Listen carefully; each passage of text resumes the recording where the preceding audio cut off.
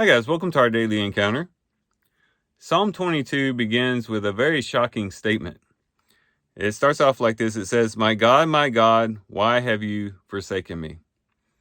A very shocking way, a very striking way to begin a psalm. Imagine if you were going to church services and one of the hymns started off with this statement. It would definitely catch a person's attention. And certainly this psalm would have caught people's attention as they sang them at the time it was written. But here it is a psalm about a God, or with the question of where is God when I am in trouble? When the hardships come, when the people are encircling me, when I'm being ridiculed and sneered at, God, where are you? Why have you forsaken me? Is the idea.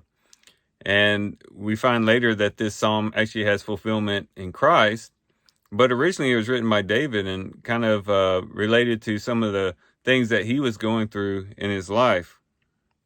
And he says, why have you forsaken me? I cry to you by day, but you do not answer, and by night, but I have no rest. Yet you are holy. You are enthroned upon the praises of Israel. In you our fathers trusted. Keep that idea of trust in your mind. In you our fathers trusted. They trusted and you delivered them. To you they cried out and were delivered. In you they trusted, there's that word again, and were not disappointed. He's saying, Lord, where are you in this situation? I keep crying out to you, but you don't answer. Aren't you the one that our forefathers trusted in? They're the ones that they trusted you and you delivered them. You helped them. But he goes on to say, but I am a worm and not a man, a reproach of men and despised by the people. In other words, instead of being delivered like the forefathers who trusted in you, I'm like a worm and not even like a man, reproached and despised by the people. All who see me sneer at me. They separate with the lip. They wag their head, saying, commit yourself to the Lord. Let him deliver him. Let him rescue him, because he delights in him. And so this is the challenge of the psalmist. He trusted in the Lord. He knew that the Lord was dependable, but at the same time, he wasn't seeing God acting in his particular situation. And then we get to the verses I'd like to focus on for our devotion in verses 9 and 10.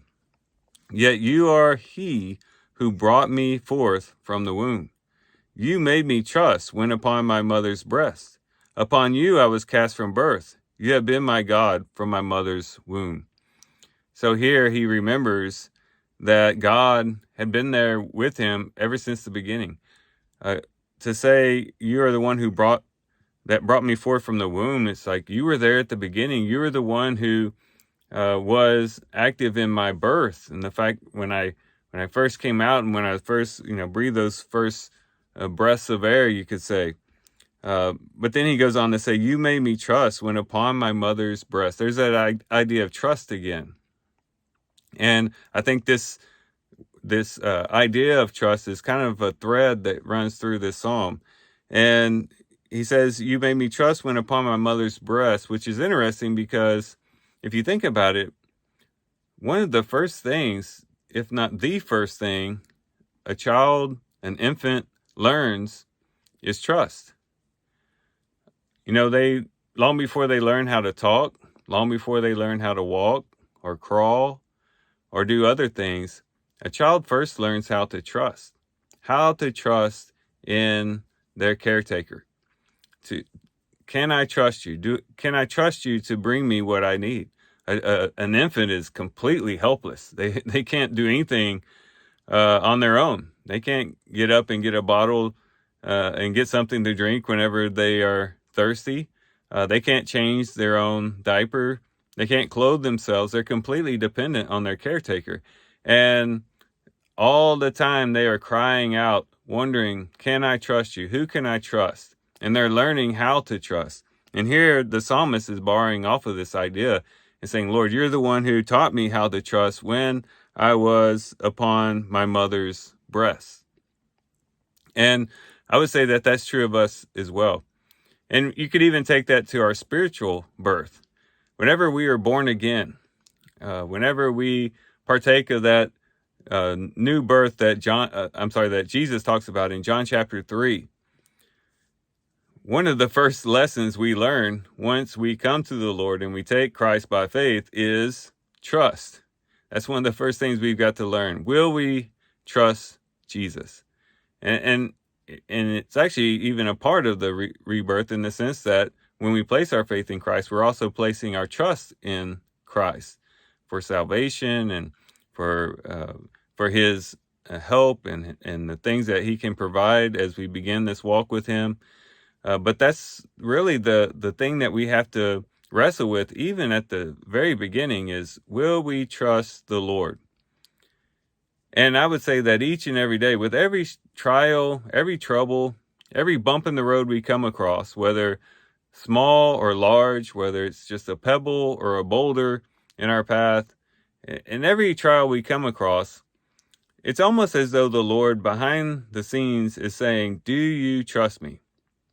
And from the time that we place our trust in Jesus till the time we go home to glory, that will be the theme.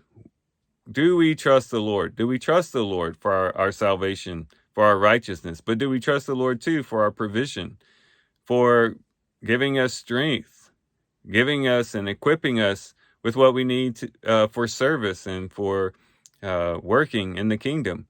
Will we trust the Lord?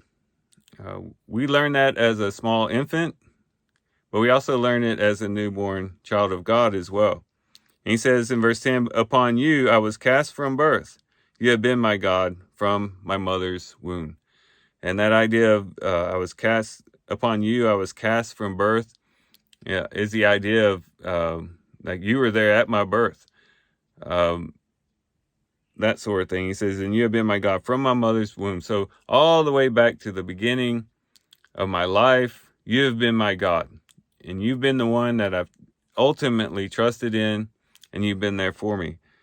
And so as we think about this theme of trust in Psalm 22, let's think about our own lives. Do we really trust the Lord? As we go about our daily business today, as we go about taking care of our to-do list, and maybe taking care of putting out fires in our lives and dealing with hardships and difficult people and things like that, let's ask ourselves this question. I think God is asking us this question as well. Do we trust the Lord?